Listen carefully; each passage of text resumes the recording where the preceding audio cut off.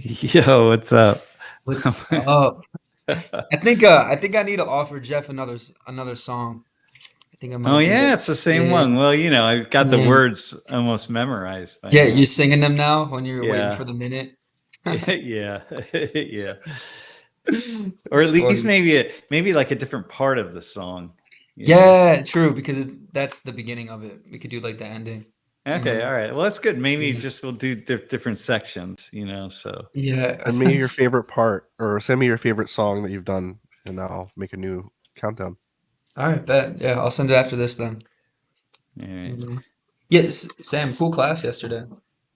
Yeah, it was fun. We had some really nice volunteers and yeah, it was fun. I enjoyed it. Hmm.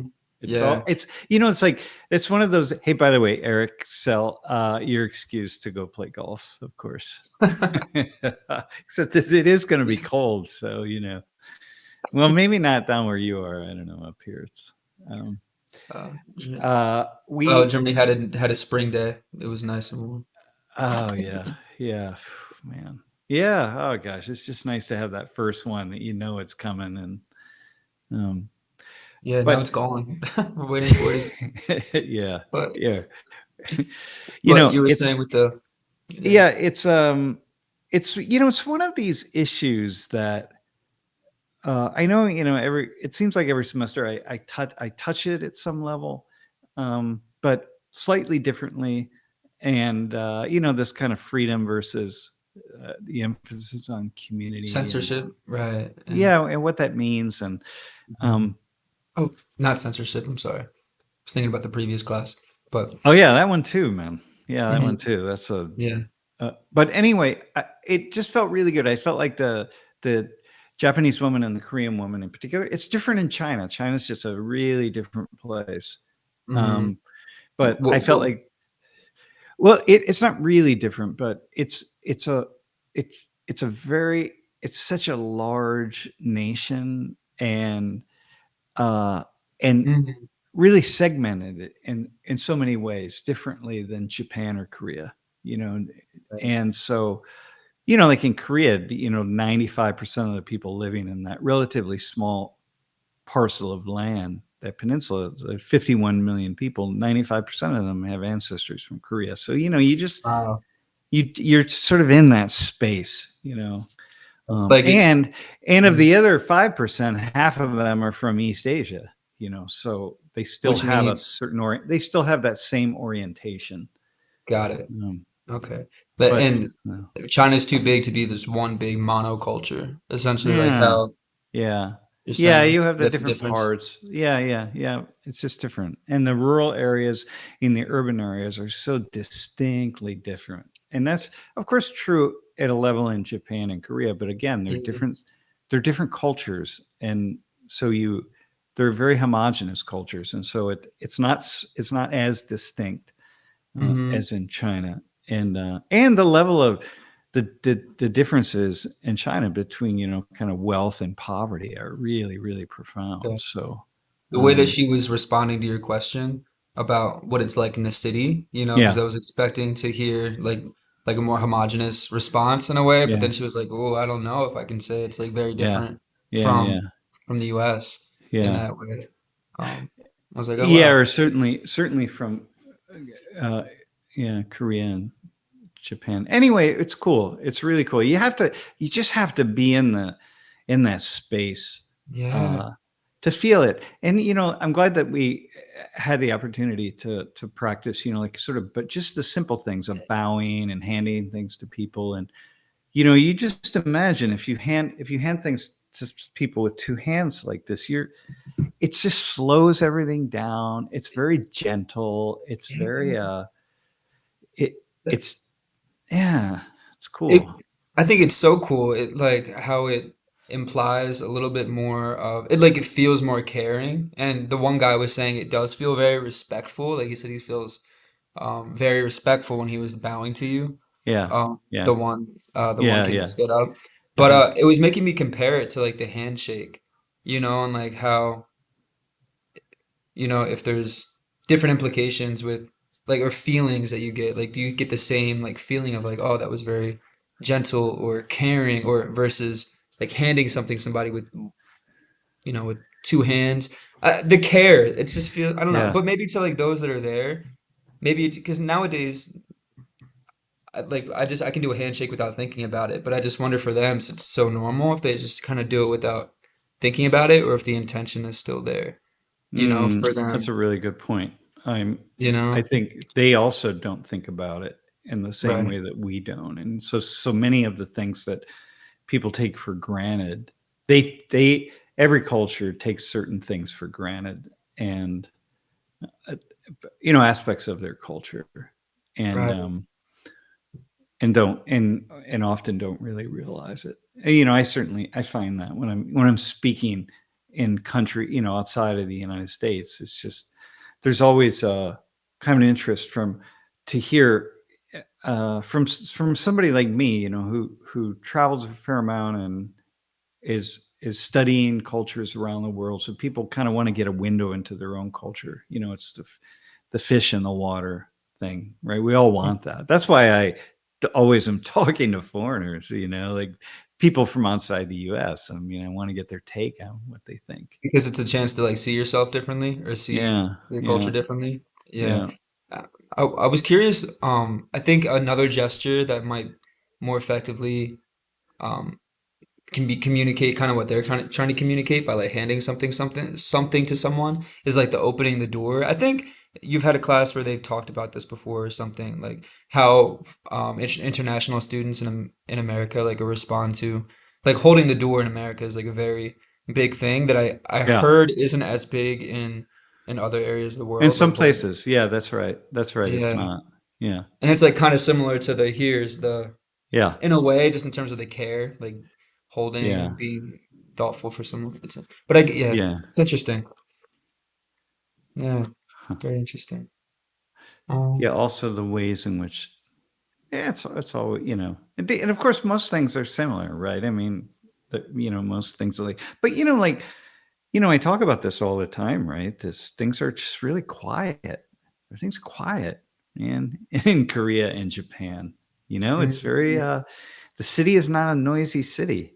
Like you can be walking down the street and not hear a car horn for 2 or 3 minutes, and you know, sometimes longer. I mean, really, and then suddenly it'll be disrupted by a car horn, and a lot of times it's like a couple horns or something. But you can go 2 or 3 minutes, or five, you not hear a horn. And I think, like I took this video Lori and I did in Bogota of us.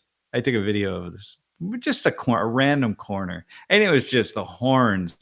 It was nonstop cacophony of horns. It was like, oh right. my god! I took it so I could show my Korean friends, like, look, man, who think that people are honking all the time. I mean, look, watch this video on my phone. This is honking all the time. Yeah. And they're like constantly communicating. Like, what are the horns? Like, Yeah, I wonder what's happening. they're basically saying, "Hey, I'm here. I've arrived at this corner. I'm driving down this segment of the street now. Beep beep." It's just like Wait, but is it usually like road rage or something? Like it's they're just kind of not honking. even road rage. They really just sort of use it to just get people to move or do whatever they want to do. Yeah, You yeah. know, and again, it's different. Like That's in Egypt, there weren't too many horns. People are just zigzagging all over the place, and like just crazy, more not spatial honking the horn a lot. awareness. Yeah. What's that? Maybe like more spatial awareness, just or like Yeah, they're very more much, very definitely spatial awareness. It's really, absolutely was the single most fascinating, I say, experience in cars that I've ever had. right, like Was in Egypt. interesting. And they didn't honk a lot relative to what you might imagine. People Uh-huh. just you're driving on the road, and Mm-hmm.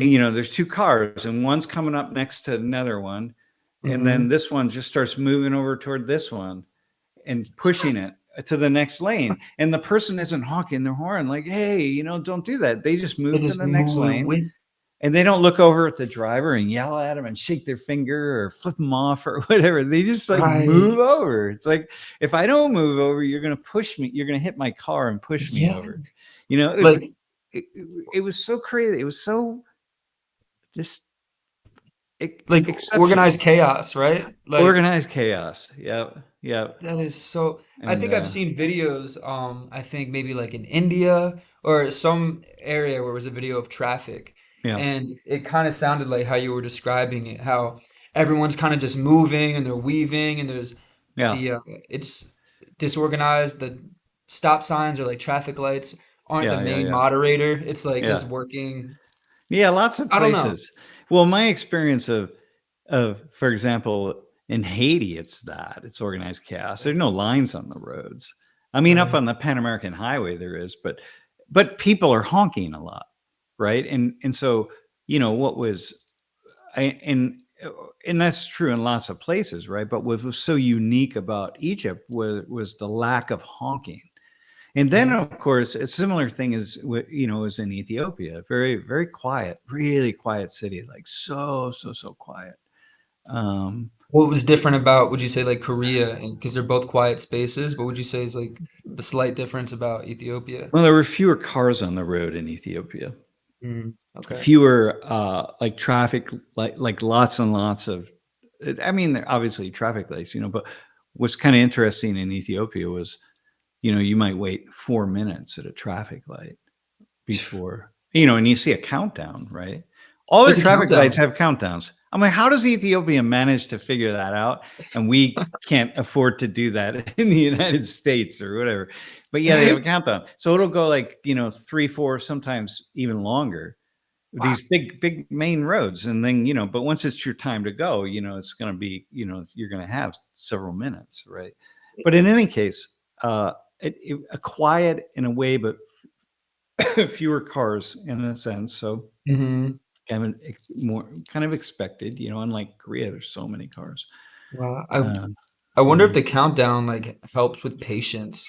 Because Yeah. sometimes you have in like the US, you have lights that that have an attitude with you for some reason, and like the one next to it's going every 30 seconds, and you're over here like is this light broken? Yeah. Like Yeah. Yeah. Yeah. Yeah. Because, people are getting. how people drive, I mean, definitely how they drive is a reflection of how they live. I Mm, mean, these are the kinds of things that are really fascinating. So, right. uh, Yeah. What do you picture when you picture that? Like when people, the way that people drive is how they live. What kind of person did you picture driving? well, Ethiopians, for example, are very, for the most part, very mild mannered. Hmm Also, kind of like East Asians, very, very, very calm, very, um, not. Right. I mean, look, East Asians are very passionate in these private moments, right? You can get people really passionate, but you don't see public displays of passion. Um, Wow. so Wow. I would say Ethiopia is very similar and different, than other than like say West Africa for sure, and Mhm. and you feel it, right? Um, yeah, you Mhm. feel it. The test of it was for me. Um, I don't know. I may have talked about this before. I don't know, but Lori and I were on the roof of this building, and we were just kind of watching traffic, and one of these lights changed, so the traffic is backed up really far, right? Because one of the lights changed, and people, all the cars start going. Well, right Yeah. as they start coming, imagine like the cars are within like maybe 50 yards or maybe like 150 feet, right? This car does a U-turn, but it doesn't make it, right? It turns right in front of all the traffic. So the traffic is coming this way. And This it car turns does a with you. U-turn and doesn't make it. And it has to then stop and it has to back up and then it has to come. And now, mind you, you got probably 50 cars that are I'm lined up sure. in like 3 lanes and they're coming. Not a single horn, not a single horn, man. They all just came to a stop. Wow. Can you imagine that? Can you imagine that Yeah. anywhere in the United States, man? No. Usually people are honking and they're like still going and then Dude, finally slowing down. it was crazy, man. In the US, people will drive by the car and shoot him, man. Somebody would. For how dare you do that? Not really. Somebody would, my God, right? But Yeah. but at least a horn. not a single horn. And Wow. Lori and I said, okay, right there, that is a key to this culture in some way. That wasn't unique. It wasn't a unique kind of thing. So Mhm. Like, yeah, it was. like it wasn't unique for them. Like being in it, living in it, No, that no, wasn't no, unique to no. It them. wasn't for them. It wasn't unique. It Yeah. was the kind of stuff we just saw a lot of. People were just Right. very. And again, the Egypt thing. The first time I was in a car, coming from the airport, Uh-huh. I thought, wow, this feels really kind of strange. I'm watching the car just sort of go like this down the road, and it's floating, just floating back and forth, pushing other cars to the side, and other cars push it to the side, and it's just yeah. And I said, okay, hang on, there's something wild going on here, man. That's Yeah. not what I would expect. And How how do Egyptians show up in the like if we were to use that same question, like a driving is an indicator of like maybe some things about them? Like yeah, is there them. I anything that think you no, there's nothing I really pick up. It didn't comes make to mind? sense. Yeah. No, not from Uh-huh. like, well, Egyptians are, like pretty uh I wouldn't say You know, highly passionate, relatively speaking, uh but yeah, but they're not uh super quiet. I mean, they're not what right. I wouldn't expect that. Yeah. I would expect people to Uh, at least like, use the horn more. And okay. again, And at the first time I thought like, okay, well, this must just be this particular driver. But then I'm okay. watching the other drivers who are getting pushed off the road, and they're not responding either. They're just like doing what they do. Uh, So, it's uh, just so that's the kind of stuff that's really, really fascinating to so me. because Yeah. another like really obvious example sounds like when you were in Colombia, and you were on a corner, Yeah. there was just so much honking, and like their Oh, dude. culture is like very alive and very, you know, Julie's, yeah, it's a very right, exactly. Think about merengue and so think of all of that, like the Colombian right, personality, very big, very loud, very boisterous, very, you yeah. know. Julie says people honk just to let you know that they exist. They're like, I've arrived here. I was just about to say this. Julie's so funny. The same thing Yeah. is true in Haiti as well. Yeah, Haiti is It's also Haiti like is a that. thing where people will just honk constantly. Yeah, Okay. I do want to share two quick pictures. My two favorite nights that I ever spent in Haiti.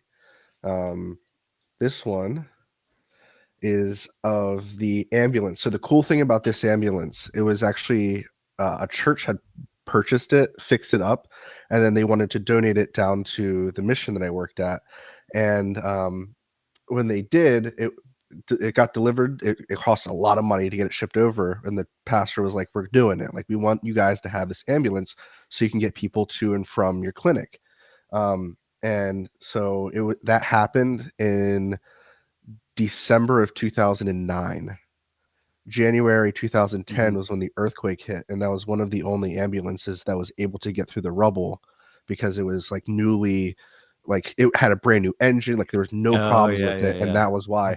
So we had to sit in that ambulance for like an entire night because the electricity at the place I was at had shut down, and we needed people to be able to see around the property. So we put on those lights and just blasted it into the night and listened to the Haitian radio, and it was just so much Yeah, fun. yeah.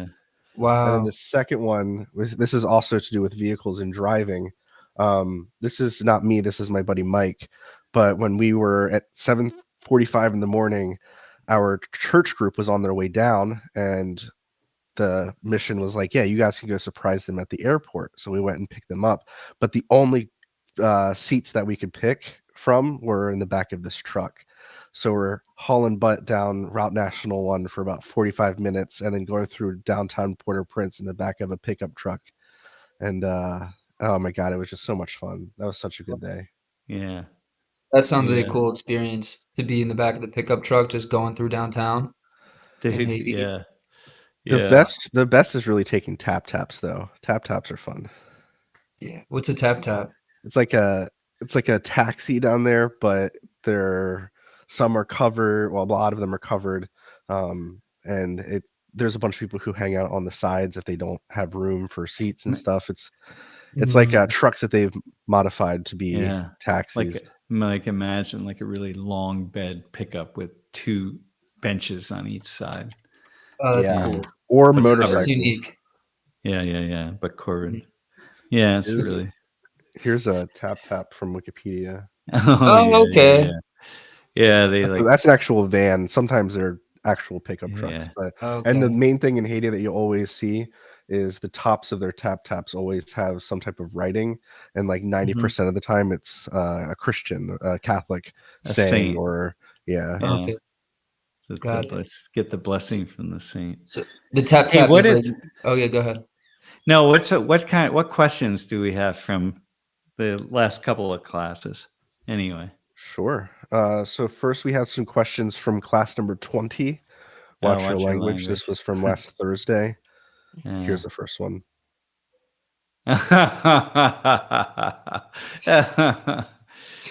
That's very funny. Yeah. Yeah, I think that's I responded great. and I said about 4 at least. Yeah, for sure. Well, you got like, no, I think you can say homosexual. You can't say, and then you can say gay. I think, are you allowed to say gay? I think I don't that's remember okay. what was on the list. Yeah, you just can't say trans. You can't get all complicated with that. I think, yeah. Was the purpose of PC culture to self-censor ourselves enough so that we do it without our knowledge? I don't. I don't think that was the purpose. I was thinking about this, right? I think the purpose. I think it's just happened that technology emerged. Like these phones and so on. I think that it just and social media just happened to emerge at the same time that the that the whole world of kind of diversity and diversity education and diversity socialization started to really pick up steam. And it's all good, right? Like, the whole reason that you have a lot of this stuff is to say, like my neighbor has a sign up that says, be kind, right? Be kind, right? So it's Yeah. like, don't use slurs. Don't be like, don't be a jerk. Just like be okay, right? Well, and initially it's like, hey, now we've got all this inequality. The civil rights movement pointed out this inequality, and we all just sort of said, all right, we gotta deal with this, because you have decades and decades, I mean centuries really, of people being systematically excluded from opportunities to climb the ladder of social mobility. So what do? Because that you got to you can't just say like we're all at the same starting line right now, because it's very clear that we're not. And so it's hard for poor people to if you to raise children who are not poor, or at least not disadvantaged. They really. And so anyway, so then people started to push a little harder with this stuff to say, well, let's try to do some kind of engineering of the system to give people more opportunities. But but then the problem is that things just keep getting knocked over, and then it just goes a little further and a little further. And it's not any one single person, but it's just like a group thing that it happens. And then it became true of kind of words, right? Like, well, it's good. Don't say this word and don't say that word. And then it suddenly becomes everybody has an opportunity to decide which words are off base. And then it just it's a free for all. And then it's crazy. And that's where the cancel culture comes in, because a few people decide, Yeah. So are you kind of like saying that the the start of working with like political correctness, like you kind of gave the history of, Hmm. where there was inequality and inequity when there's Hmm. hundreds of Hmm. years of slavery, Hmm. and Hmm. one of the ways to socially engineer our system so there's social mobility is to Hmm. engineer the lexicon, like to Yeah. change the way that we talk about, and because you No, not just the connected it way to. well, first off, there are two things. One is talking, but the other is actual actions, so Mhm. people are, we critique affirmative action, right? But what I've always said in my class is like, well, okay, I got it. So now let's look at Native Americans, right? Or let's look at, back in the day, the Irish or whatever, right? Mhm. Police forces were the Irish were really discriminated against in the early part of the 20th century. And there were, different organizations, you have these examples of people making it a requirement. Like you can't do that. You can't discriminate against the Irish. And then it's only a small step to say, well, not only can you not discriminate, but you actually have to bring some Irish into your organization, right? And that's the step that's a problem.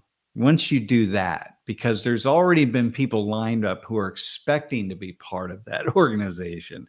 And then you say, now we got to bring the Irish in, or Black people in, or Chinese, or Hispanics, or Mexicans, or whatever the case is. There already have been people lined up. And so, which, we see in things like the police force, right? Like the police force has historically been a place where, the children of police, people follow their parents into various occupations. And so Right. suddenly the city of New York says, hey, that's cool, but we're gonna break through this a little bit, and we're gonna demand that, you can't just hire the people who are your own children or your cousins or Mhm. your nephews or whatever. You got to Right. hire some other people that historically you have deliberately discriminated against. You would not hire. Like, you Right. can't do that. Well, now you've told these people, so what we're going to do now is we're going to discriminate against you, because we're not going to let you just do what you've been doing for decades and decades and decades. Right. And then that, so then we say, oh, that's reverse discrimination. Well, what was it when you were doing it? It's discrimination. So, like, how are we gonna change the system if we don't do that in Right. some way? Like, Mhm. So the so beginning of, yep, go ahead. no, go ahead. I was just gonna reflect. So the beginning of that was essentially like the marriage of, and I'm saying this loosely, but the marriage of like affirmative action and political correctness, like those two coming together to Yeah. create certain standards and change Yeah. certain Yeah. things. So what happens with then affirmative action programs, you they can go too far, okay? But Hmm. they can go too far. I don't know. Uh, and the way we talk can go too far. It's like, Hmm. before you know it, you've got, look at what Trump, look at this list of words that I used last Thursday. I mean, like, dude, come on, man. Seriously? So if the left had that, if anybody had dared to do that kind of thing, uh, they would have done the same thing. But some of the words would be the same, but many of them would be different. Most of them would be different, and they would just say, okay, nobody can say these words, and if you do, you're going to be in trouble in some way, right? Well, that's kind of silly, you know. It, I guess it is interesting to think about. If so, these are the words that the Trump campaign kind of they selected these words. You were saying, Yeah, well, or okay, they started the process, but then, every federal agency, people and have the ability to kind of add to the list, but they're not hmm, censored. They're not saying, like, hey, you can never use the words, but basically right, we're going to scrub them as much as possible off of our working papers, our official documents, our websites, this kind of stuff. mhm, And some of that's fine. Like, really, in a way, it's like, hey, listen, y'all have, like, really pushed. This is where the left, he's pushed really, really, really hard, too hard sometimes.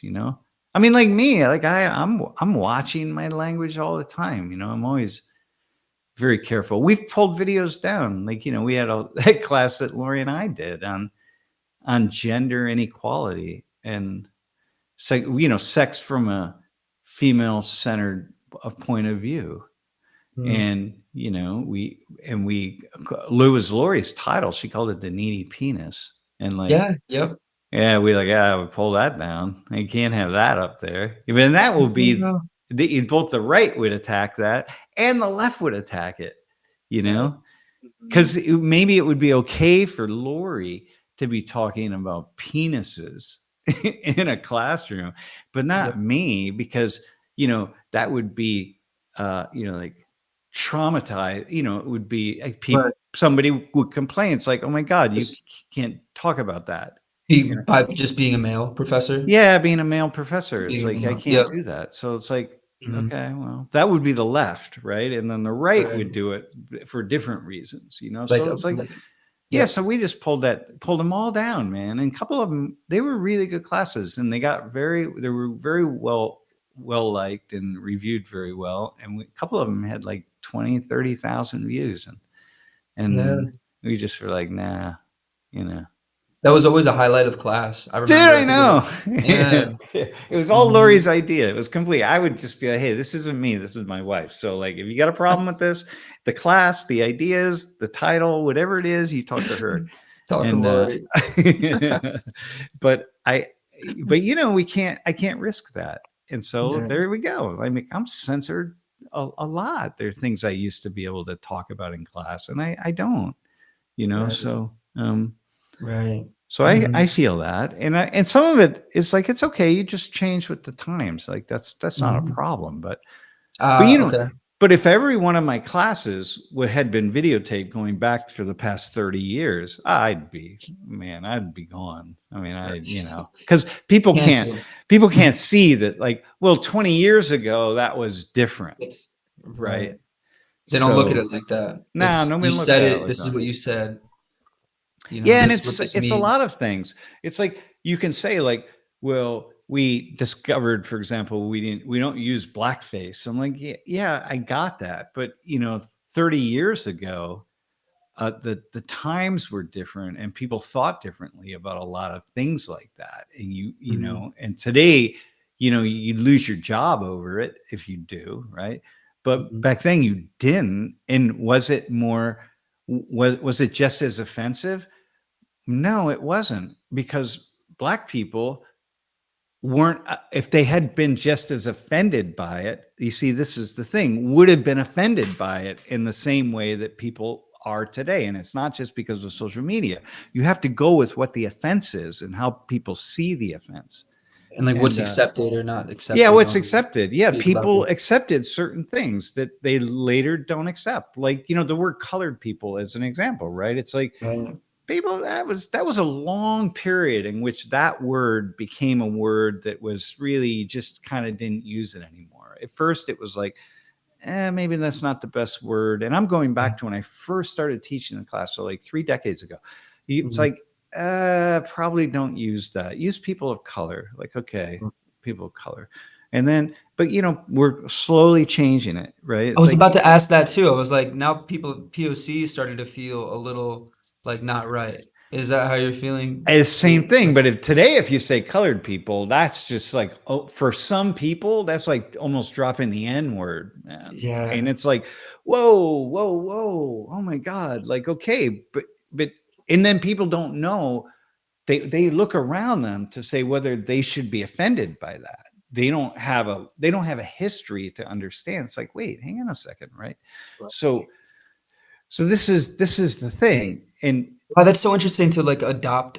Not saying that it's literally adopting offense, but like almost the way you say it, it feels like that.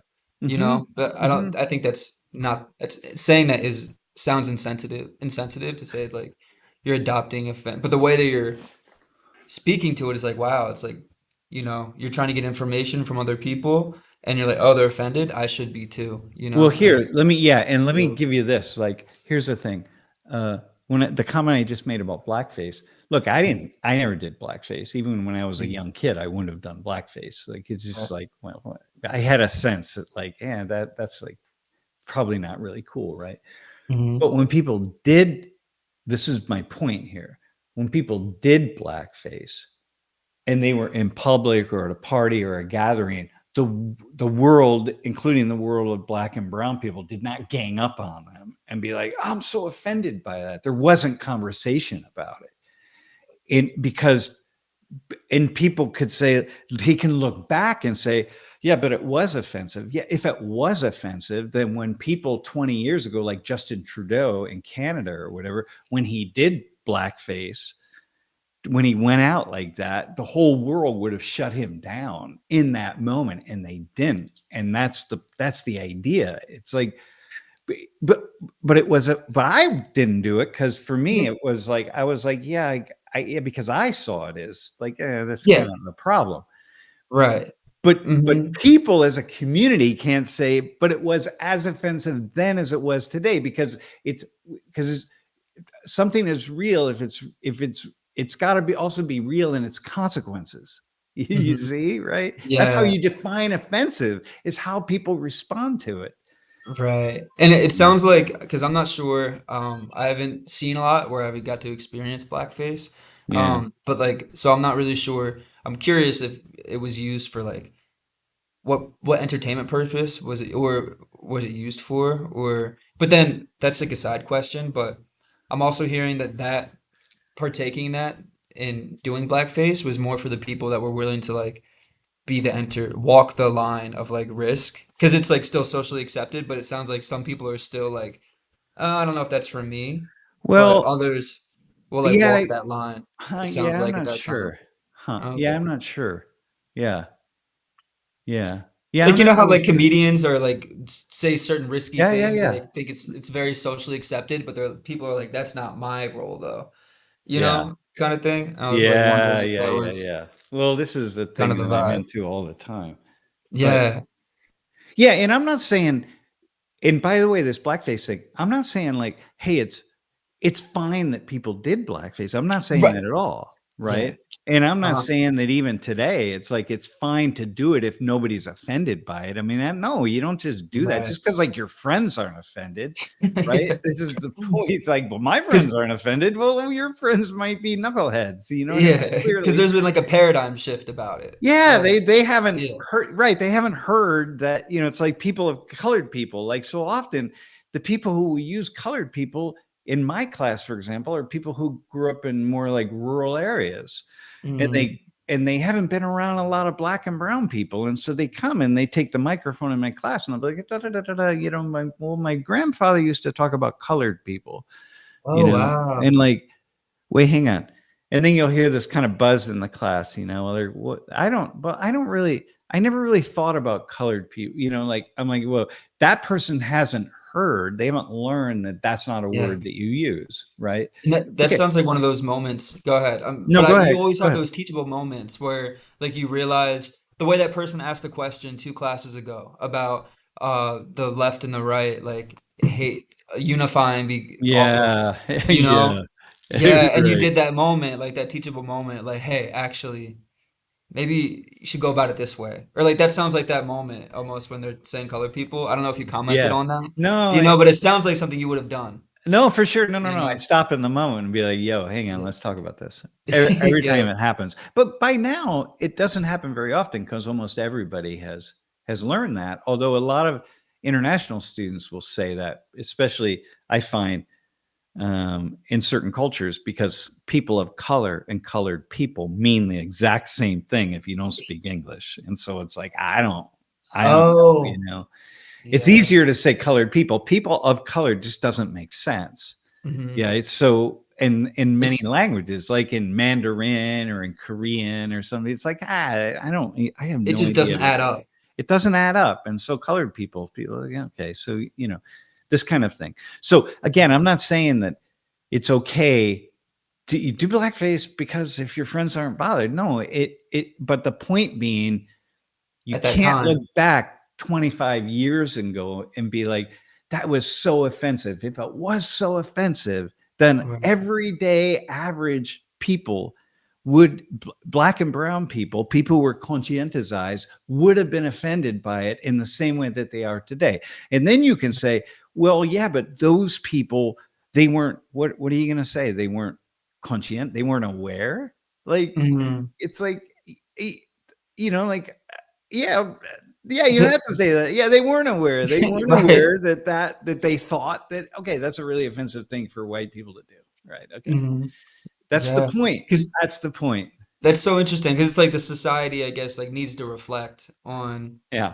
like what's happening in that moment. Yeah. Or like how I wonder how long it took society. I guess when did it start being bad, like looked at badly? Like how long did it take society to reflect and be like, actually, we don't want this, Well, or it's I happened wonder. very slowly, but we're still in it right Yeah. now because we got words right now that we shouldn't use, things we Right. shouldn't do. There are words that you and I use that in 25 years, people are like, oh my God, I can't believe you used that word. I don't know what they Yeah. are, but like, Me they're neither. words. Yeah.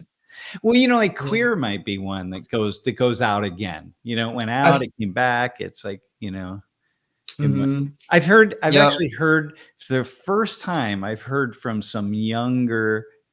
a few younger people in the queer community that for the first time recently, right, that Mhm. they don't like queer. I'm like, damn, like, all right, well, you're gonna have to go talk to the queer studies departments at various universities and so on, right? But you see these words, they come back, and in a single person or a couple people have the power to do a takedown on people, right? And other people will just jump on board because that's what we do. We hmm jump on board.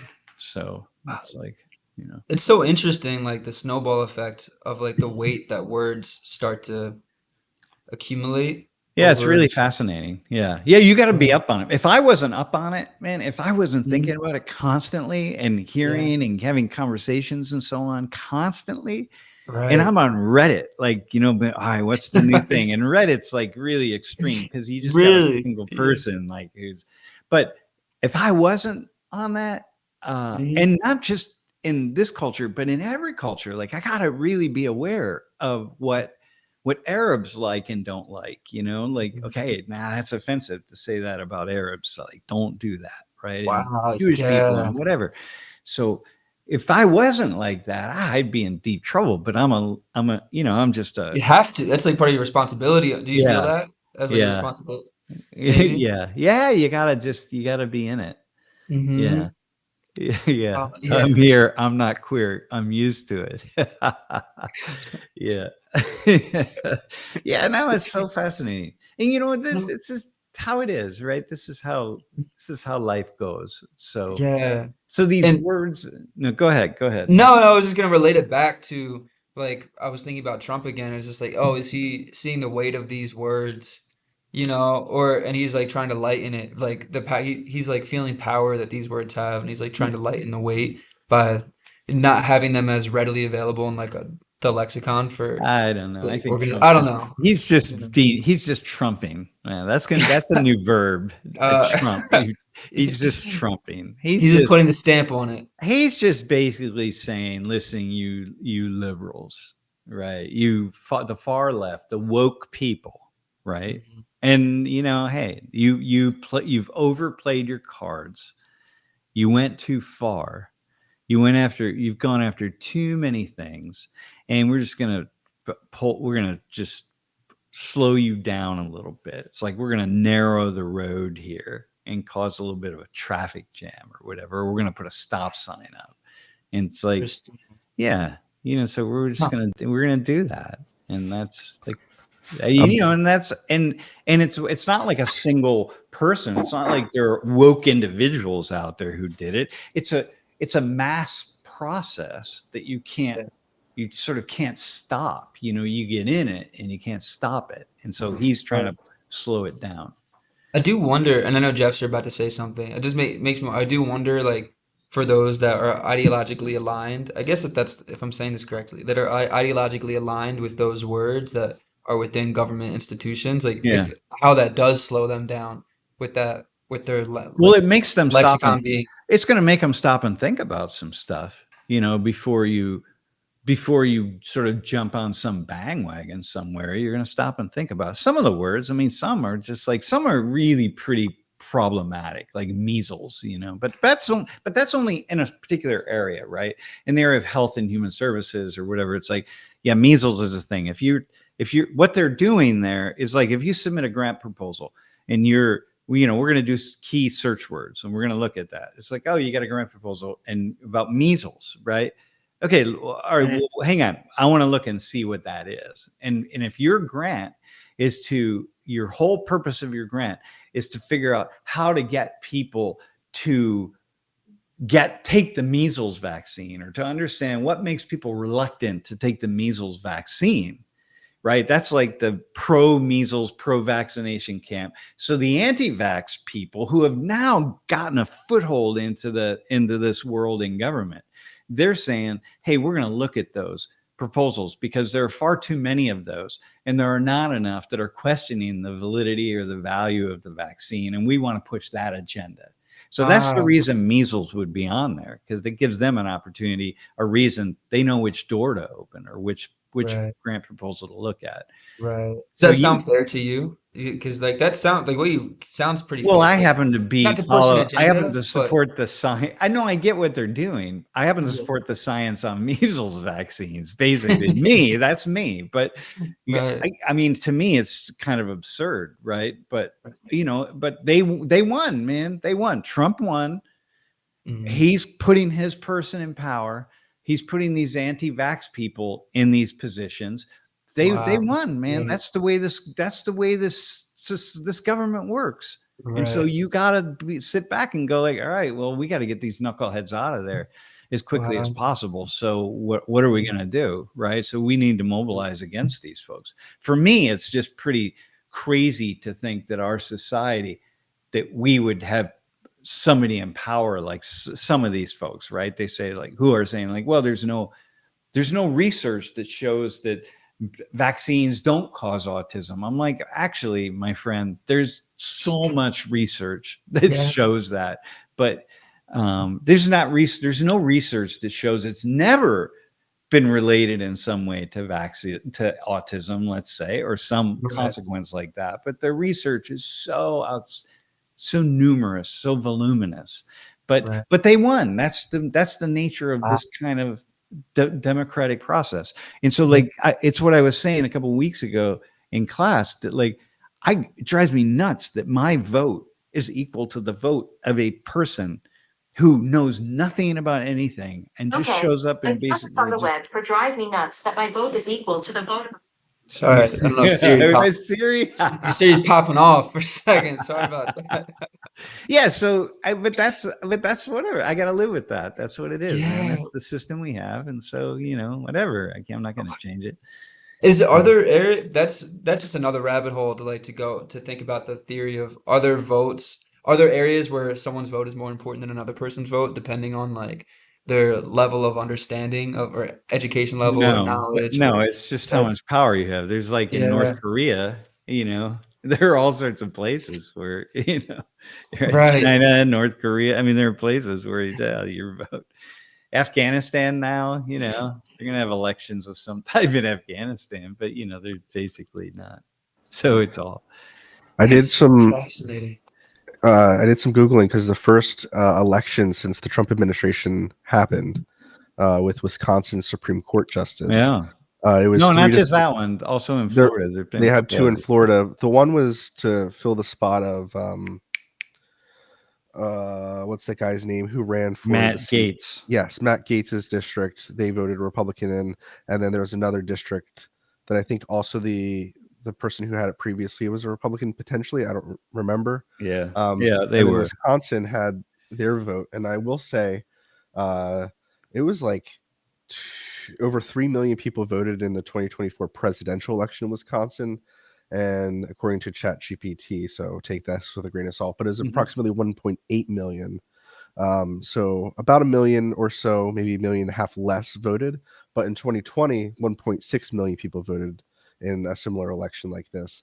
So this one was a little bit more, Yeah. and the Democrat won. So just an interesting thought. I'm not thinking anything crucially into that, but it was the first time that there's been a major election since the Trump administration. So I'm just excited to see how the midterms are going to turn out, because Well, that's usually the temperature gauge for how the president is being. yeah. Uh, Well, Mm. that's a yeah, long ways away, though, man. We're only 3 months into this yeah, presidency, not even 3 months. And, in two of the elections, the Republican won. And so, clearly people are very unsettled by what's happening here.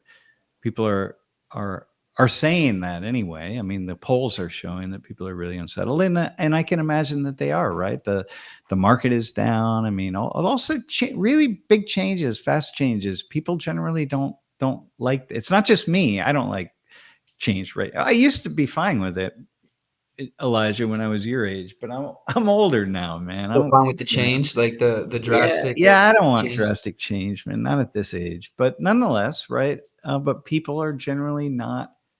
They can go with that for a hot minute, but then after a while, it starts to feel a certain way, and people want stability. They want stability Right. in the market, and enough people, all these layoffs, and cutting back the government. Everybody knows somebody, and it's fine. It's kind of like everybody knows someone who's gay. That's why gay rights has advanced so quickly, because once it gets public, everybody knows someone who's gay. Their aunt, their uncle, their neighbor, their nephew, their brother, their whatever. Everybody has somebody, and And so that's when the morale about it goes up, right? yeah, Once you yeah. It start just relationally. yeah, it's like, should my uncle gay marriage, right? It's not 100%, but still, it's like, but wait, but I have an uncle who's gay, and I like my uncle, and shouldn't my uncle Yeah, be allowed to get married to his partner who he's been living with for 20 years, and like, yeah. right. So Right. this is the thing. Uh, it, it- wait, what was I?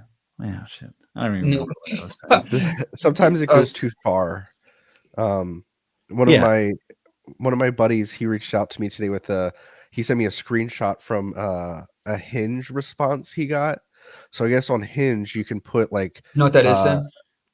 You huh? got Hinge? Hinge. He Hinge is a Ye- dating app. Oh, the Yeah. dating app Hinge. Yeah, And okay. so I guess I think that's what he said it was. It could be Bumble or something, I don't know. But it has like a typical Sunday, and then you can write a response for what you're doing on your typical Sunday. And he said, usually spent spontaneously wanting Chick-fil-A and then disappointingly realizing they're closed, because they're closed every Sunday. And there was a person who had responded to that, and their response was, Chick-fil-A is homophobic and they fund conversion therapy. And my buddy texted me that screenshot, and we talk politics all the time with the left and the right. And he was like, man, like, he's a Democrat, he's a Democrat voter. And he was like, I just think it's too far when people are saying that we have to boycott this because Yeah, the yeah, yeah, CEO of a company. And I was like, yeah. I hear what you mean. I understand why that person said what they did, but also, like you said earlier, I think for some of the things the left has taken too much or has Dude, asked too totally. much. No, Um, no, this is social media. yeah, People just put stuff out there. But you got to understand that, look, people have to understand that for every knuckleheaded thing that somebody says like that, which I think is pretty knuckleheaded, uh, that, that for every knuckleheaded thing, someone is, or two people or three people are saying something that's just kind of thoughtful and rational. So the problem is, don't focus on the knuckleheaded things. Focus on the fact that most things are not, most people are not like that, and we're not in that world. And if you want to boycott, you're going to boycott everything, man. There's nothing you can't boycott. And why wouldn't you boycott Chick-fil-A? Because they support factory farming. That's just as good a reason. You know what I mean? Because the Yeah, but reason you don't is because you've never been to a factory farm and seen chickens in a little tiny cage this size, stuck there their whole life. Well, their whole lives is about 12 weeks until they get slaughtered to make those fillets. So like, anyway, gay, someone AZ said, not gay marriage, same sex marriage. Very important distinction. Yeah. Yeah. it- Focus on the it's- delicious chicken, not the tiny cage. Dude, I don't get the Chick-fil-A thing. They must put the reason I don't go to Chick-fil-A is because clearly they put drugs in their food or something, man. Oh, 'Cause it's addicting. It's I so don't good. know what else would cause people to line up in the way that they do. Lori and I peanut ate there one oil. time, by the way, and we were not impressed. So It's the peanut oil. You want to impress, yeah, the peanut oil. Yeah, I don't know what it is with the fries, but because I don't eat the chicken, but the fries, oh, okay, waffle I'm gonna fries, go again. All right, I'll try it again. Dip s- your fries in Polynesian sauce. All so right, good. Life Or the changing. I sweet and could. spicy sauce. all right, That's all also right, all fine. right. I'm not a big fan of mustard, so I don't like this. Their like patented Chick-fil-A sauce. All right, There listen, was man. also a person named Mark who said in the same chat, same class, was asking about banned words only for certain people, and what I think he's getting at is particular races able to say particular slurs, Yeah, and yeah. excluding other people from doing that. Well, I think what I would say about that is that you kind of, yeah. Look here, let's do it for this, right? How about just women who just decide, women get the ability to decide, hey, listen, I don't want to hear certain things. The B word, I don't want to hear that. And every one of us has women in our lives who we know are offended if we say that word around them. Maybe it's our grandmothers or our mothers or whoever. And it's just Yep. like, and nobody would say to women like, hey, but but I hear women saying it. Why shouldn't I Each get to other. say it? Right. Yeah. It's like, no one's going to tell your grandmother that, hey, granny, I know like you don't like that word, but I'm going to use it because I have a right to use it because I hear women using it. It's like, no one's going to Right. do that. So then just Right. extend that to other people, to other groups, right? Whether they're cultural groups or racial groups or whatever, or gender groups, just accept that. So Like understanding the context and like in partial like for example like women being able to say it to other women because like yeah, they'll use it in like an endearing term like that's my yeah, you know yeah, or it's so funny your grandma's like don't say that word and then her girlfriend walks in and is like yo what's up my yeah, they're yeah, both like yeah. 70 like 80 Or years old granny, right? Like granny. What's up, granny? It's like, I don't like that word. yeah Yeah. right I used to call my mother old lady. Yeah, I took my old lady. I to my friends. I'd be like, yeah, my old lady. She's in the other room. My mother was like, if you use that word, yeah but it was a thing, It's like, okay, it's all good. It's so funny. This is like a random joke. It's kind of off topic, but when Jeff brought up Hinge, the dating app, Yeah. and like on the typical Sunday thing, you can like type in your own prompt, and hopefully like your prompt will like interest somebody else. You know what I Uh-huh. mean? So it's like if you and Laurie were single and you were both on Hinge, like your typical Sunday would be like just casually on top of the rooftops, looking at traffic to study the social phenomenon, and then Mhm. and then Laurie would be like, "That's my guy." Like, but anyway, Those are you the know, those are the men I'm attracted to. Yeah. yeah, That's it's funny. funny. All right, man. Oh, watch your language. All right, here we go. Here are the comments or questions from the All comment right. section. John Pauly says scrubbing the words from the website are drastically different than banning. Yeah, that's right, man. That's right. Scrubbing allows the administration to change the way these words are used and thereby change and create a new culture. Yeah, that's absolutely right. Yeah. Well, first off, you're not going to ban anything. So, I think they're certainly smart enough to know that they're like, you can't use those words anymore. They say you just scrub them, just get rid of them where you have the power to get rid of them. Websites, official documents coming out of government demand that various government agencies don't use those in white papers and so on and so forth. It's like, yeah, okay. And that's creating a new culture. And maybe, I don't know. Again, I find it. I don't know. I can't even. Yeah. It's like I can't even like take my mind there. But whatever. Because because when you Yeah, say that, and it makes me think about because you continue to say like this is happening so rapidly, and yeah, then in that statement it talks about creating new culture, and I'm just like, yeah, I wonder if like the rapidness of change is like contributing to like are we creating a new culture right now? With like yeah, yeah. In is a that way. happening or is it just disruption at the No, moment? no, well, both. I don't know if the culture will last.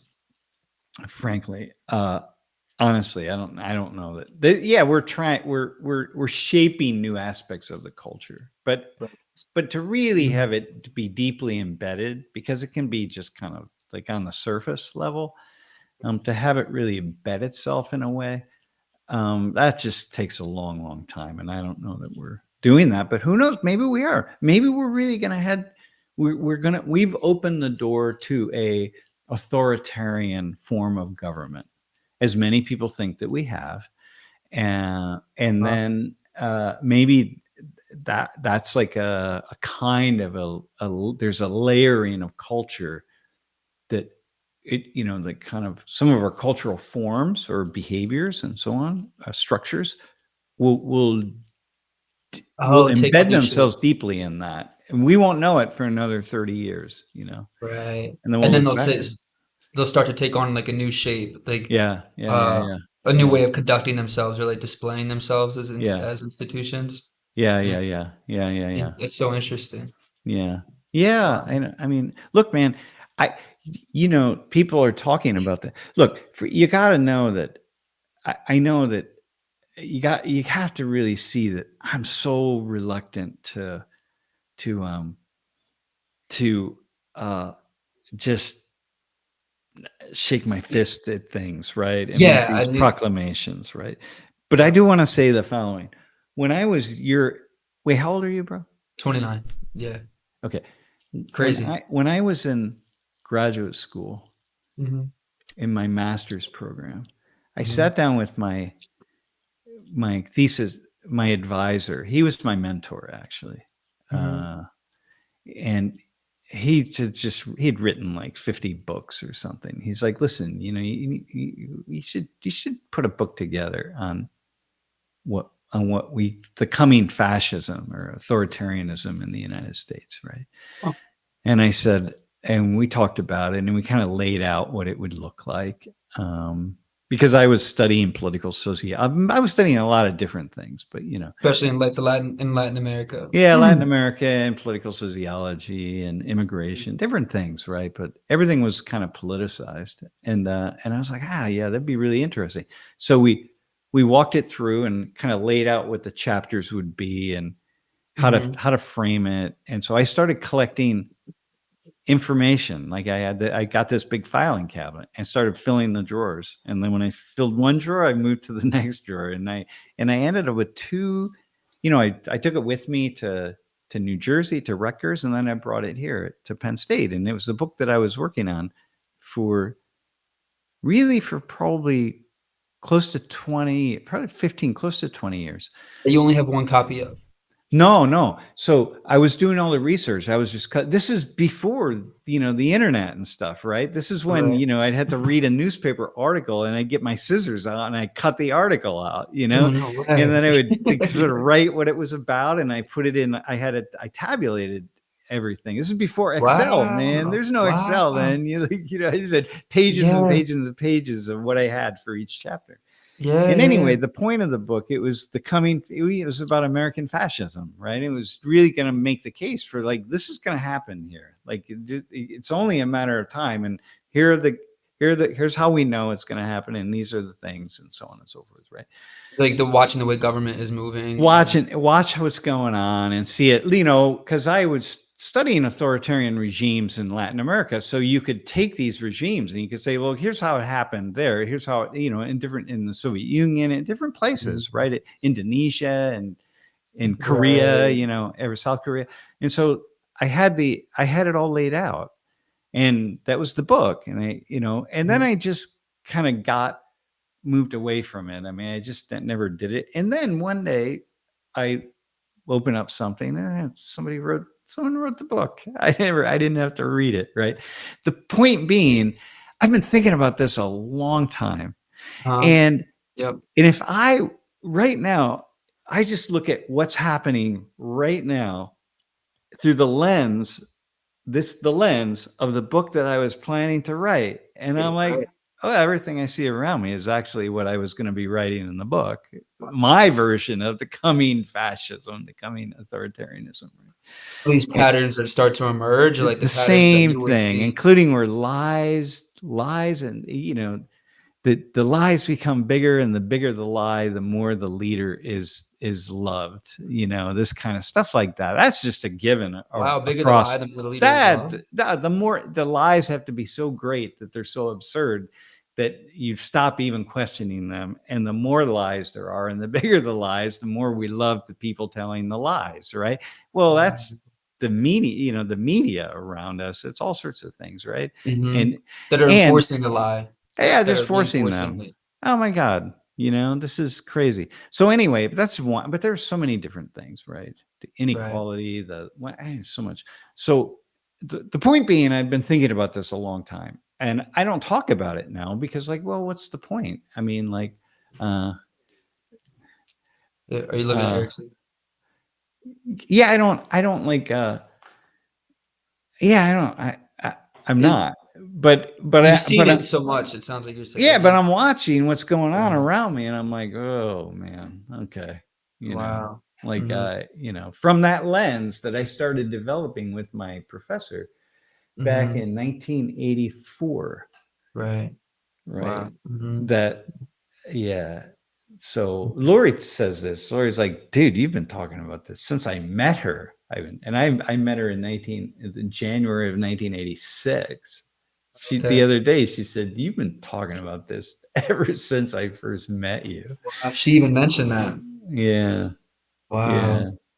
yeah. I wonder where we'd be in your chapter of your book, I don't know. like Maybe right now. You know what I mean? Like where we're at yeah, right now. yeah, I It's don't know. like what phase Crazy. we'd be in.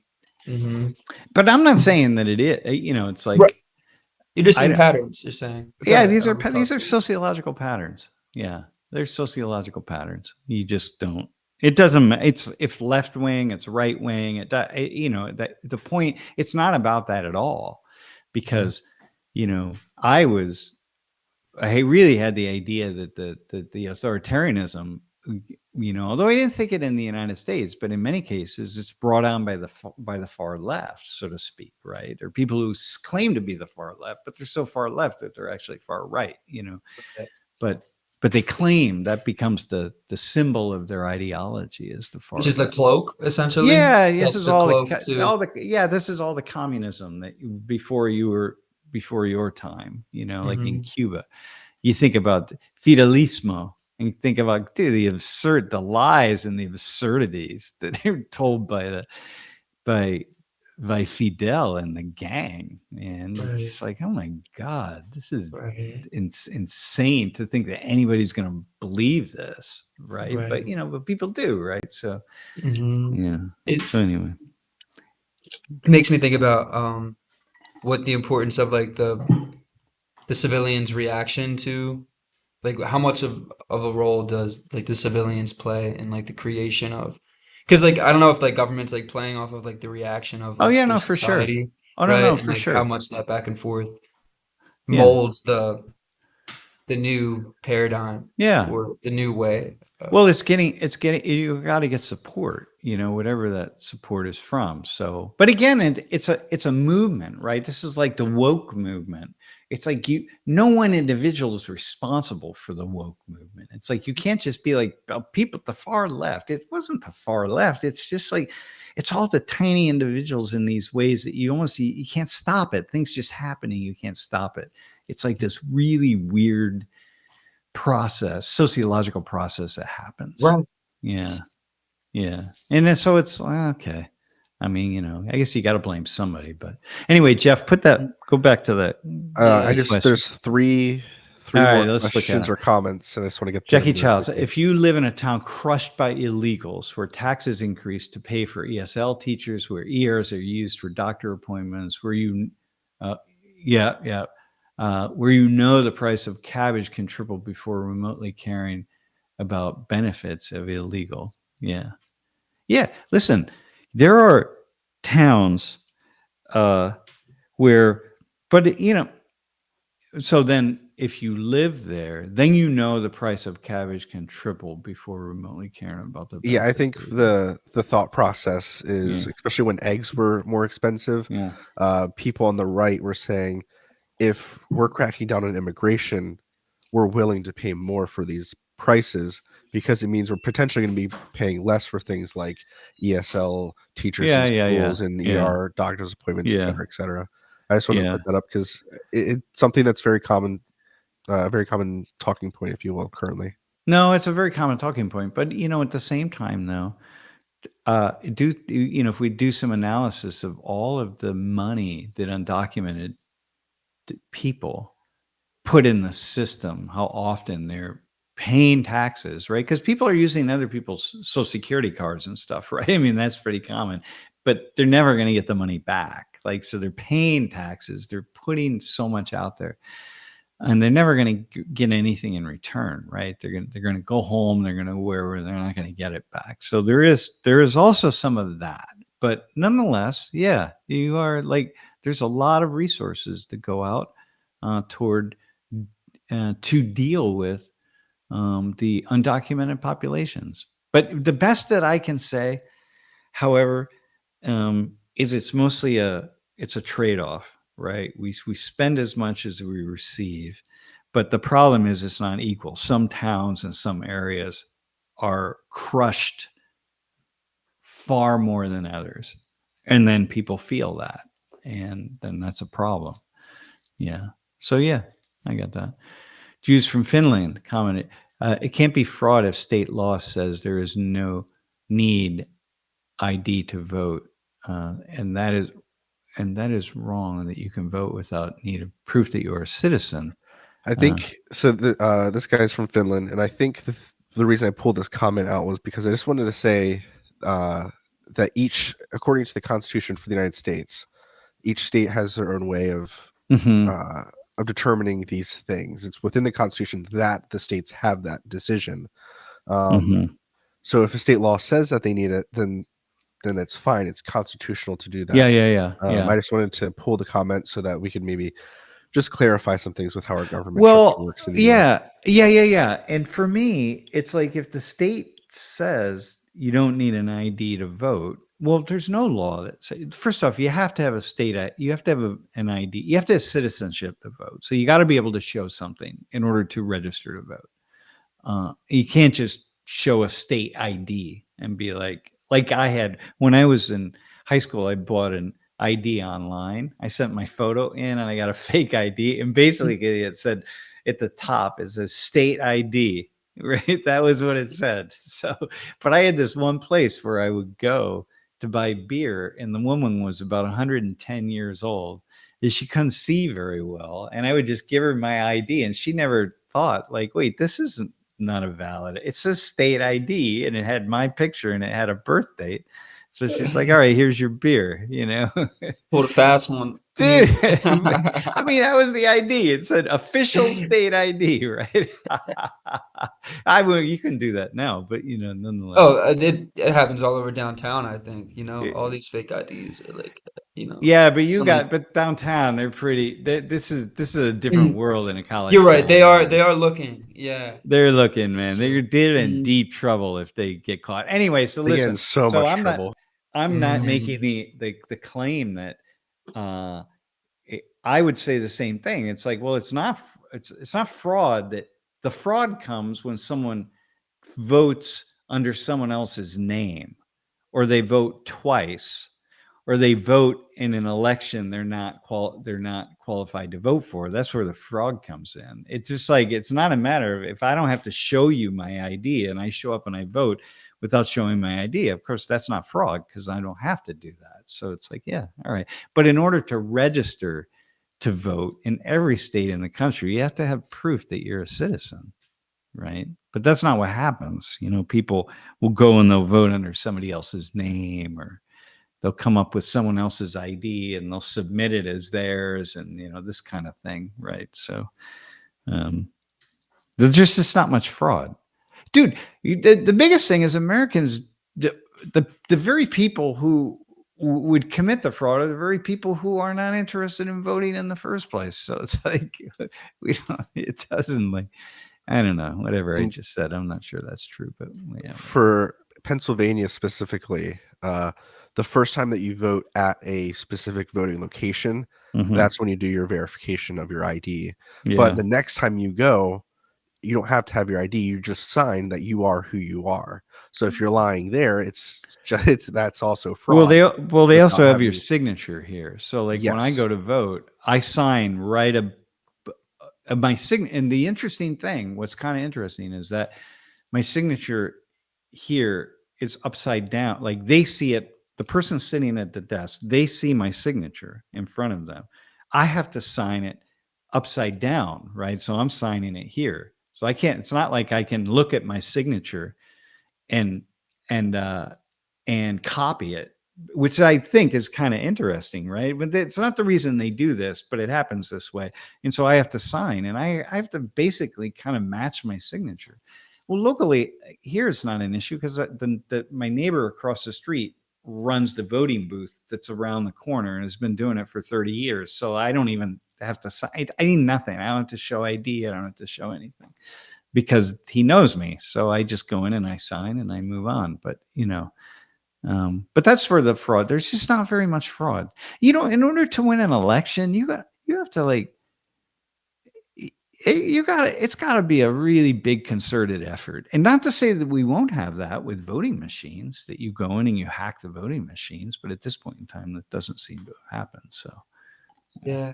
It'd have to be That's- hundreds of thousands of votes. And then I just want to put this one up real quick because there were two people who mentioned that class's audio was messed up. But I've watched the class at least 3 times in different ways, and I have not had an audio issue. So I just wanted to put out to the chat, if you've experienced an audio issue, please let us know. But if you're putting it in the comments, I'm assuming that these two people are either bots or they're just trolling us because, again, I can't recreate their issue because I play it and the video yeah, is fine.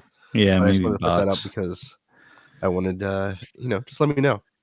The world of bots, man. We are in the world of bots. All right, how about yesterday's class? Are there any more questions?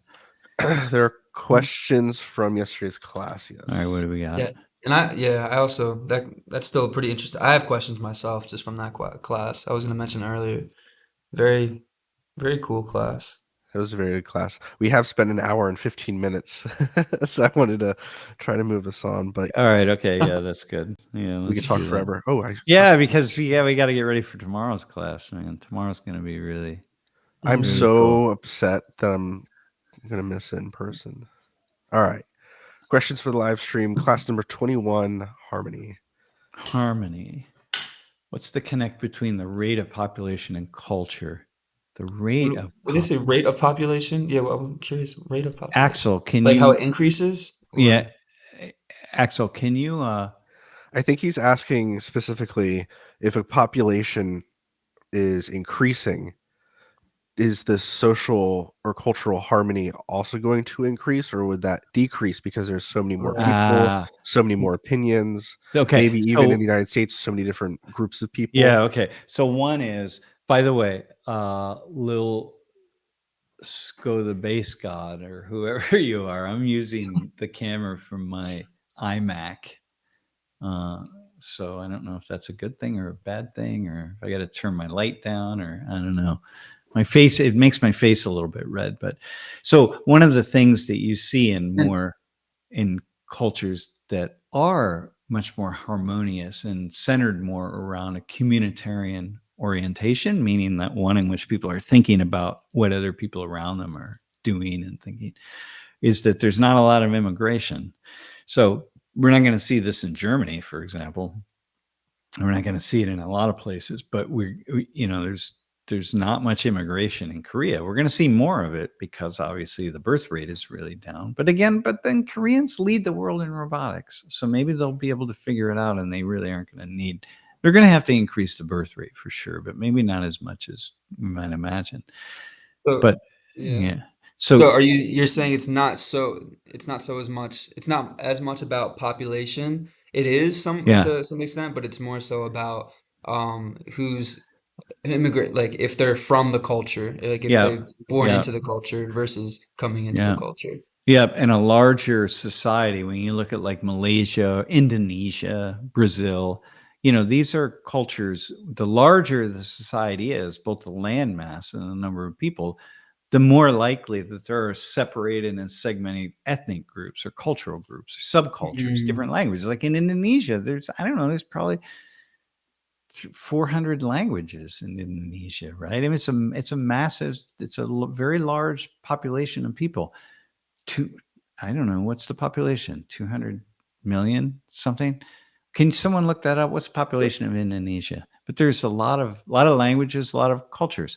So it's more also about geographic size It's because that geographic depends on who's size. dispersed and who's not That's right. dispersed. Smaller geography, except that if you look at like Finland and Sweden and Norway, I mean, these are really pretty large geographies, but the idea being 281 million. Okay. So, but people are really, that's very much in the north, man. You have the Laplanders up there. And so it's like most of the population centers are in the south. So even though the geography is really large, it's like the populations aren't that large and they're not spread out. But in Korea, which is largely cut off, in Japan, which is largely cut off because it's an island nation, and Korea is a peninsula. Yeah, you really you can maintain a population size, a smaller population, and not a lot of out migration or in-migration. So it's like people are much more alike, and that keeps people very similar. So Yeah. cool. Yeah. Right. Immigration is the Good thing that question. just changes everything. Right. Wow. Yeah. So there were, it's spoken, so 29 languages spoken in my kid's middle school 20 years ago, man. Yeah. Look at that. Yeah. That's just like, well, that's like here, like that we have a grade school, right? Just 2 blocks away from my house. It is the international grade school in town. Like so many graduate students and so on. And there are so many languages spoken there, man. It's like a That's little awesome. United Nations, you know? So So cool. anyway, so this is kind of yeah, That yeah. was a good question. Ed from Peru said, do you think that to achieve a certain level of societal harmony, people have to follow a set of unwritten rules? Hindi. Yeah, totally, man. No, totally, totally, totally. And you got to follow them, and you have to be shamed if you don't follow them. You can't force people to follow. You just, the best way to force people is to shame them. And that comes from, that comes from deep in a culture. Yeah, Yeah. you got to have that. Yeah. It's so interesting because I feel like in this, people might disagree with this, but for some reason, I feel like in the US, like I definitely don't feel, I guess like now, because people are definitely shaming people for saying certain things or like saying certain words, but I don't usually ever feel like it's all about just being independent and like Yeah. being your authentic self. Like Yeah. I don't ever feel like the shame, you know, of like walking around being No, shameful for we don't, something, but we you don't know? have the shame of like, you should be, you should demonstrate your Americanness more, for example, Right. right? Like, but why not? Like we've moved into this multicultural world where it's like, no, you should accept people from all over the world, and we should accept them. Not, they don't need to learn our culture, and they don't need to learn the language of this nation, right? Like English only. If you support making English the official You're language a of the certain United group. States, yeah, you're narrow-minded and you're bigoted and this kind of thing. It's like, well, Right. hang on a second, man. Like, when I apply that to a place like, say, South Korea, then I'm like, oh, I don't want the people standing up and saying, well, you can come here and you don't have to learn Korean. It's like, no, you got to learn Korean, man. Like, you got to force. My message to Koreans is, you got to force people. First off, you force them, give them opportunities, and force. And I say force with like, whatever, Assert or to assert the importance of learning Korean, right. like really. And again, and even in the United States, most people do. By the second generation, everybody learns English. They're very, very tiny, infinitesimally small percentage of people who are born in the United States and never learn English. People learn English. That's what it is. You do that. And, so anyway, the idea being like, we hold multiculturalism up on this big pedestal. Lori's always saying this. It's like, monoculturalism is really damn cool, homogeneity. So Um, it's cool. It works I here in wonder, the United States, but I wonder what states have a more like I think about Texas. I hear maybe like Texas is more so like no, homogenous or no, no? no, no, Okay. no. Texas isn't actually. Texas used to be, just because of so many Hispanics, but now so many people from around the world are moving to Texas. Or I It's guess like that Pride for why. No, America, like like the North Dakota. Okay, if we move the indigenous if we don't think about indigenous populations, right? North and Mhm. South Dakota, we have so many tribes up there, so they're very multicultural. Uh-huh. But like probably Wyoming, Montana, we have tribes. If you separate the indigenous tribes, right? We have 570 federally recognized tribes in the United States.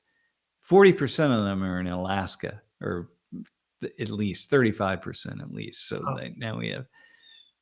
So if you separate that, like, yeah, there's certain. Maine is there.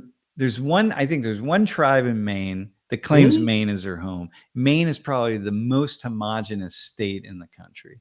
No Yeah, way. yeah. I wish I would have known Indiana, that. there you go, India. But Maine is very, very white, very homogenous. Yeah, Wow. Very, very yeah, blue, very like liberal, like blue, right? yeah. Extremely. No, not really. No? Maine. Arkansas. I thought Yeah, they but were. there's a lot of diversity in Arkansas. Lots of people from around the Oh, world moving there. yeah, that's a pretty big hotspot for, I think, uh I don't remember which group of people specifically, but But but East Asians have eh, a but fairly not large many population there. people. Yeah, not many people are moving to Maine. Like you could just say that. So that's historically been like okay, really neat place, but different European ethnicities, right? So anyway, there you go. So So interesting. all right, Yeah. next question. How does your Julie's. society's oh yeah, go ahead. No, go Oh, ahead. Go Julie. ahead. Okay. Yeah. Yeah, Julie from Colombia said, "How does your societies protect themselves against crime?" Japan, Korea, and China. Well, the way you do it is by not having, well, at least in Japan and China, or in Japan and Korea, not having a huge amount of inequality by taking care of the destitute. You don't have much homelessness. Both in Korea and Japan, like in Seoul and in Tokyo, you have certain areas where there are a fair number of homeless people, but you don't see homeless. You don't not. There are no What do like they do with them? crackheads, and you just don't see it, man. You just do not see homeless people, man, Do you unless know what you. they do? Do you know What's what they that? do with them? Do you Yeah, know they what, take like, care of them. They house them. They're the unhoused, and they house them. Yeah, wow. yeah. Hmm. And And you there's know, like communities of the unhoused, like in certain areas, yeah, kind of like how there would be, um, yeah. There's one by this, the Seoul station. It's the main train station in Seoul, and so there's a whole area of where that's so homeless people will cool, gather at night. But man. I mean, it doesn't mean that housing's great. There's a lot of Right. really there's these very substantial. If you watched, um, what's the Like, uh, is it similar to like Section 8 Par- housing yeah, or like if you kind watch, of like, remember the movie Parasite? Did you ever watch that? I'm not sure Okay, the if I have. Korean movie, the family that lived in the basement dwelling that got flooded. Okay, that's there's a lot of really poor housing like that, but you just take care of Right. things, man. There's just like there's a fraction of the, I have this, I wish I could find it really quickly. I don't have time, but I did this analysis of just the city of Los Angeles compared to the country of Korea in Uh-huh. the amount of homelessness in the city of Los Angeles and the entire country of Korea. Wow, what's It's it like look with like? the guns that I did yesterday in class. It's just a Hmm. fraction. So that's one thing, man. You just take, and that's how you deal with crime. So you'd also deal with crime because you don't have guns and you don't allow uh People to um be like malnourished or like yeah, not like yeah, you just don't have it, and you just don't do it. You don't steal, you just don't steal stuff, man. You don't effing do that. And wow. you grow up with that, and it's such a part of the culture.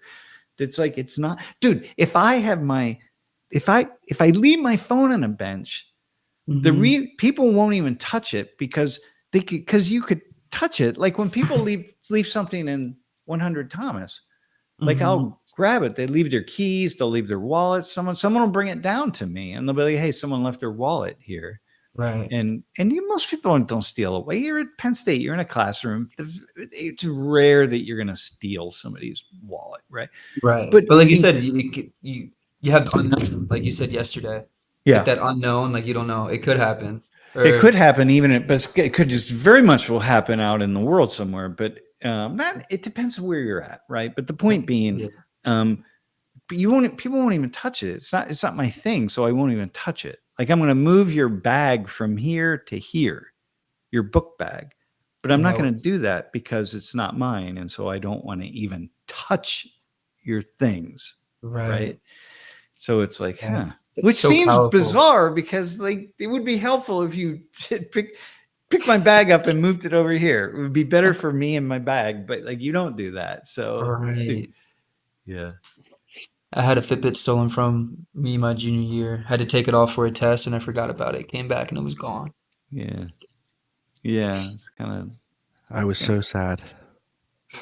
That's the worst. Anyway, to Julie, that's Worst. how you stop the crime. You get people to see that it's just a bad idea, and you don't do that. And you got to get people to feel close to their neighbors, close to strangers. I'm connected to my strangers, right?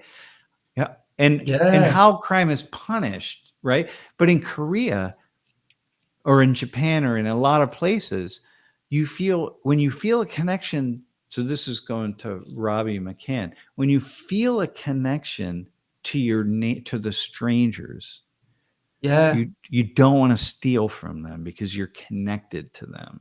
They're part of your community. You don't steal, like you don't steal from your family. You don't steal. I don't steal from Lori. Lori doesn't steal from me. They're connected to one Yeah. another. So why would I do that? And There yeah. was this yesterday. I was in the grocery store and there was like this older lady. She must have been like maybe like in her 80s or something, or like, or whatever. And she was like looking for batteries, like the circular batteries at the top. And she kind of had her little electronic, Uh-huh. thing, and she was like kind of halfway out of it. And she was like looking at these batteries, and I wasn't sure if she was trying to reach. So I went and asked her. I was like, "Hey, do you need me to help you with anything?" But like I was almost so not about to do that because I didn't want to think I was like being ageist. Yeah. Like just because she's older, like doesn't mean she can't do it, Yeah. Or Yeah. but it was just like that same. I felt like she was a stranger, but I felt, just like the pull, to be like, Yeah. "Ooh, maybe she needs something, See, there's an And there you go. Like we open up the ageist idea. It's like, dude, she's 80 years old, man. She's in a scooter. Like, what do you need? You old lady in a scooter, you know what I mean? Like, what do you need? Let me help you. But we're like, oh, I don't know. Because one person, one place said, oh, that's ageist. It's like yeah, 99.99% of the population would be like, dude, what are you talking about? That's not ageist. But that one in 1,000 that's is so like, that's interesting. ageist. You're yeah. Right, like I need to go hide somewhere, Yeah. like I And can't by the mess way, up. a little sco, little sco, the base god. Listen, Yeah. There's the North Korean cyber that's a whole different world of crime, man. It's just not. And there's a different kind of street crime in Korea because there's just so much deep poverty in Korea and deep corruption that everybody at some level knows. And so there's just it's a different world there. So that's just like a completely different society, but in an immense amount of cybercrime. North Koreans, I don't in know how North they're so Korea, there's good a at ton it. of street crime. What's In North, that? and you're saying in North Korea, there's a ton of street crime. No, there's not much street crime. Okay, so There's that's not what much you said. street. There's not much street crime at all. But there's all this other professionalized crime that's sanctioned by the government because it's a way they bring money into the government, right? To do all this cyber crime. But there probably is more petty. I don't know this, but first off, the penalties for crime, unless you know someone in the party, the political party and the government, North Korea. the penalties are pretty damn high. So you're going to be very careful before you commit certain crimes. But Oh wow. but I just given the poverty, I wonder what the crime rate is. I have to imagine that there are these very tiny ways in which people take from each other. I'm thinking like a sociologist now. In spite of the crime, right? There's these tiny ways in which people commit these tiny little crimes. Yeah. Like the normalization of Yeah. just Yeah. like Yeah. Yeah.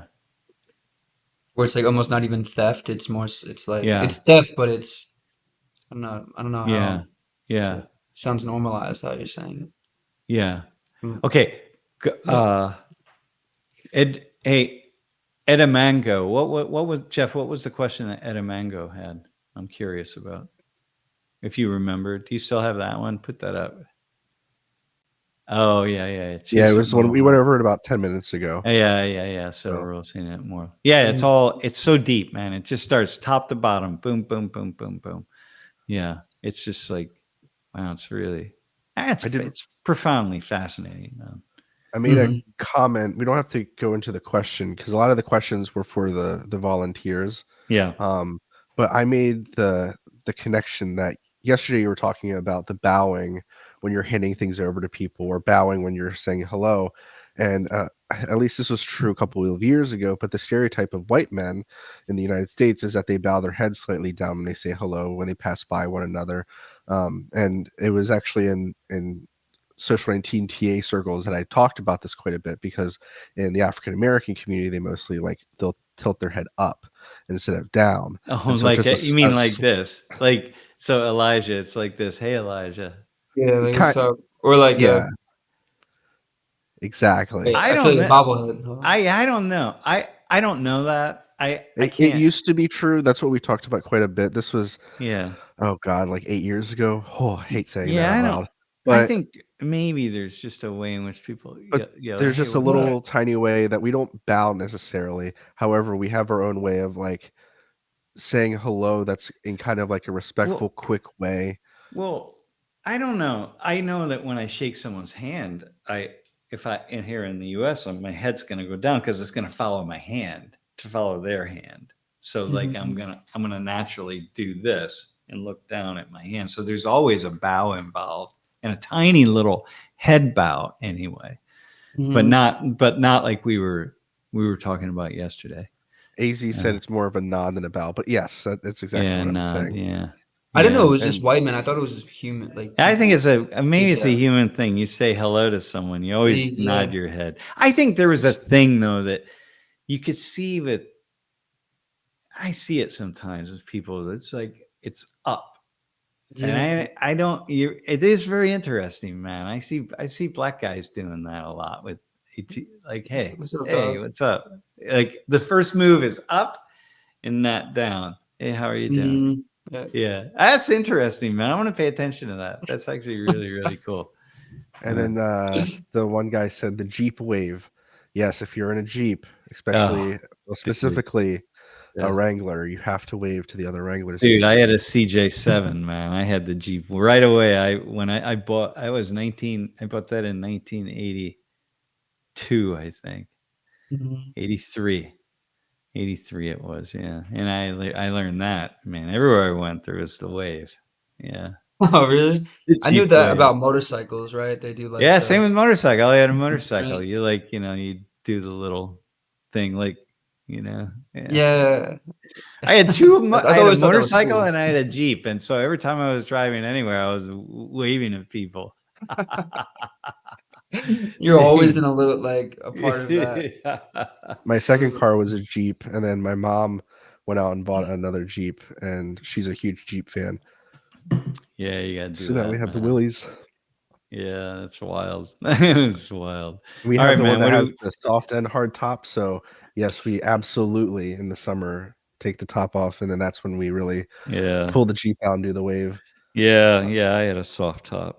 My CJ7. I had a golden eagle. Man, I don't know if anyone remembers that. It had a big eagle decal on the front hood, and that's it was that's cool. brown, a brown golden eagle. Let's go. That was a cool car, man. I really miss that. That was before cameras were so prevalent. I don't have any. I don't think I have any Mhm. photos of me in that Jeep. Maybe somewhere. All right, what else do we have? We have one last comment because all the other Yeah, ones were asking questions like about retirement and yeah. what are some other culture shocks besides going to Walmart and seeing Oh, guns due to experience. So a lot of the questions were for the volunteers, but oh there is yeah. one comment that we had, um, and it was right here. And I don't understand why this person asked Oh, this what's question. happening in DRC? The same way you talk about Palestine. I guess black. Well, no, didn't I talk? Didn't we do the We talked about DRC? it during office hours, maybe Before, yeah. like 2-3 weeks ago at the most. Um, we haven't talked about it in class, but we have talked about like I forget the one class this semester you were talking about like how much do you know, and then you turn to the black guy and you're like how much do you know about the Great War of Africa happening, or whatever the case is, or Yeah, do you know yeah, about yeah, like yeah, the yeah, materials in the phones? So you yeah. do talk about it. It's just that your most popular videos aren't necessarily about it, I think. Okay. Let me bring it. Let me hold on to that. Let me see if I do it. I have talked about the DRC in the past, Mhm. Let me put that on the list as something. Maybe I can bring that in somehow. The problem is it's not a problem. It's okay, maybe so. All right, maybe I can do that. Maybe I can uh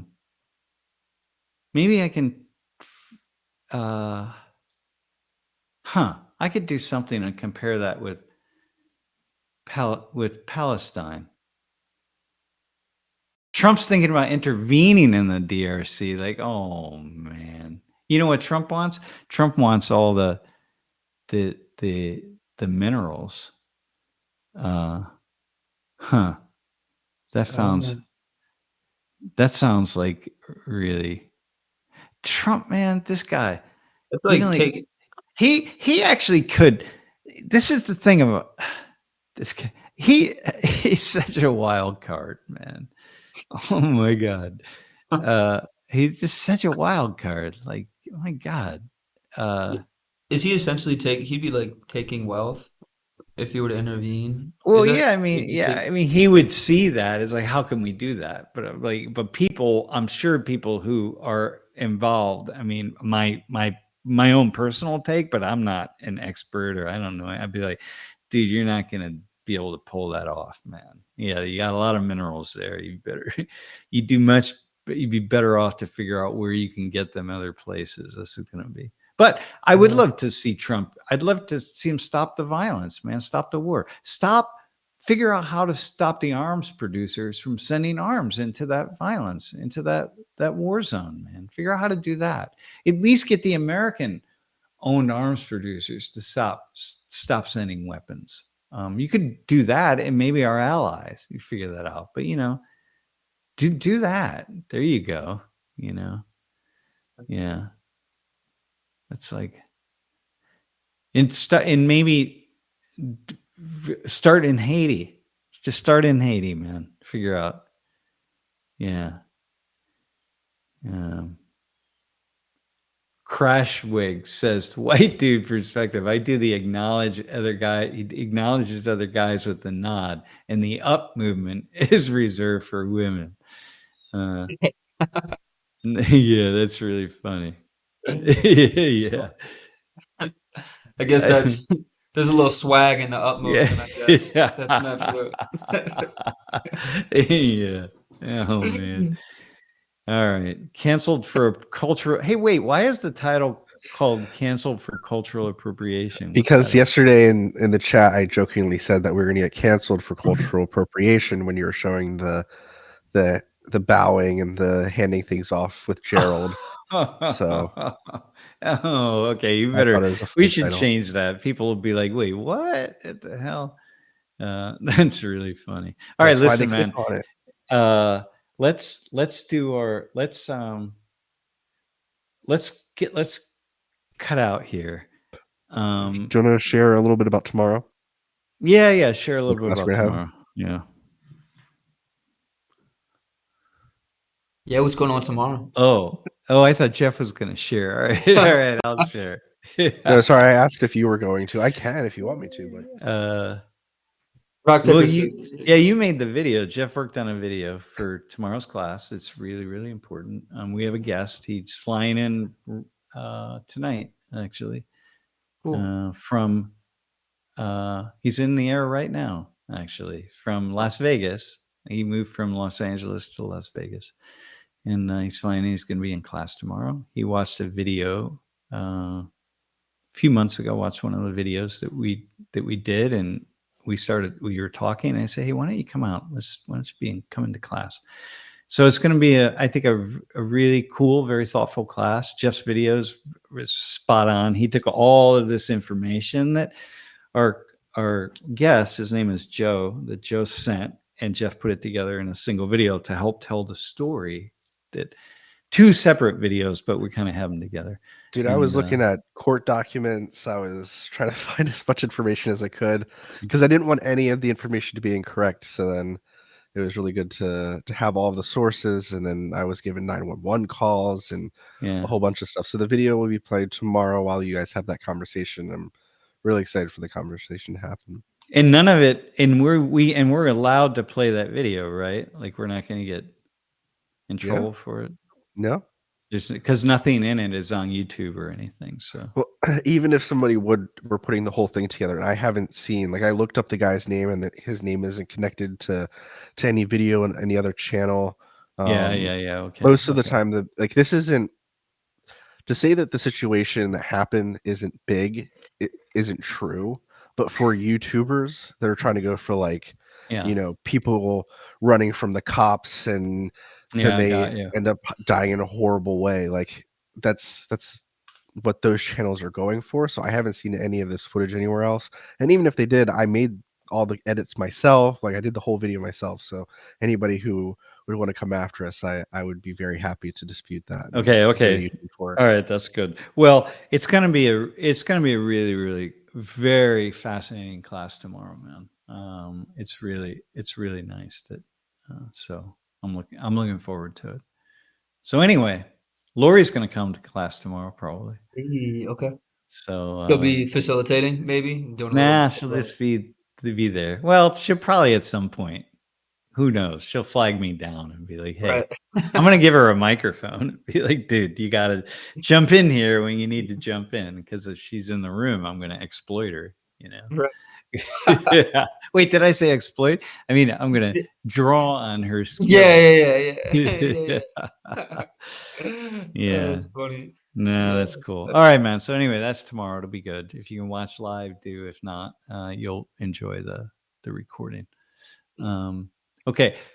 So listen, thanks everybody. And it's been good. Elijah, thank you. Jeff, thank you. Thank you, sir. Yeah, feels good. Feels great. All right, man. We will see you all, and be well. And until the next time. All right. Until the next Thanks. time. Yeah, thanks for